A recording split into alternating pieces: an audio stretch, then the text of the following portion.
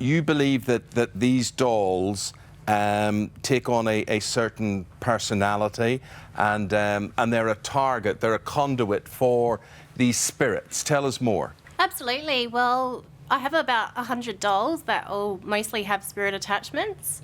These dolls here, the baby doll that I'm holding in the middle, that's the one that was in the magazine. She has a child attached to her. Does it have that attachment, or do you think you wish that attachment on it? When you see a certain doll, does it take on the traits of the personality that you imagine? Well, pretty much most of these dolls are antiques, so I certainly believe that it possibly could have been the original owner. A lot of children used to pass away back in the 1800s, so a lot of antique dolls could possibly have an attachment to them. This is obviously something that you believe very passionately, Karina, but have the dolls ever done anything? You've got, what, 700 antique dolls now, I believe. Have they ever done anything in your home or around you that makes you believe that there is a spirit trying to communicate with you through them? Absolutely. Well, the baby doll, mostly, I was studying one night and I finished studying. I got up to walk into my bedroom and I saw a toddler child walking out of my bedroom, which I believe was attached to this doll. I have heard a child crying as well. Another doll, I've heard a female voice humming when I was communicating to the doll with a K2 meter. A lot of different things have actually happened to these dolls. OK, now, Ruth, after hearing that, would you spend an evening in a bedroom surrounded by those dolls the way Karina does? Yes, because I don't believe that. I don't believe that things communicate through dolls. So I would just see it as a doll. If you looked at one of those dolls, it would begin, its face would begin to move. Your imagination. No, is it breathing? Is it blinking?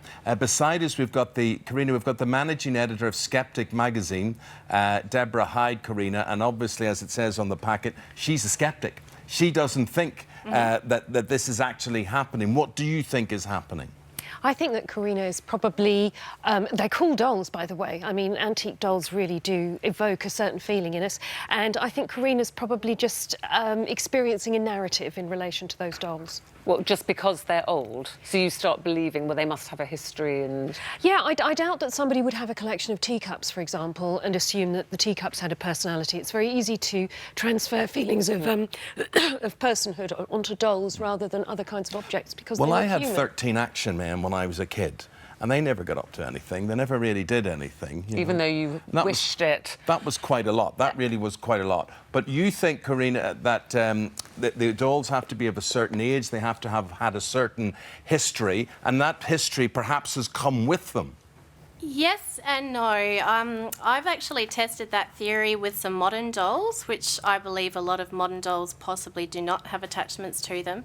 I work for a ghost tour company called Ghost Crime Tours here in Adelaide, and I don't know if you've heard of the TV show Haunting Australia, but on Haunting Australia there's an episode about the North Kapunda Hotel, which has a place called the Hallway from Hell in it. And pretty much I've actually left some modern dolls in this location, which has a lot of child spirits. I've left the dolls in there for about 6 months and then I've taken them home. And we've actually tested this by recording some EVPs, which is electronic voice phenomena. And what did you discover? So pretty much...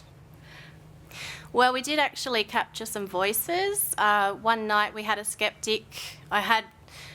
We run ghost tours, so we had the whole group in the first bedroom down the hallway to the right, the first room. And there was one man leaning in the doorway. He was a total skeptic, did not believe. He was very adamant.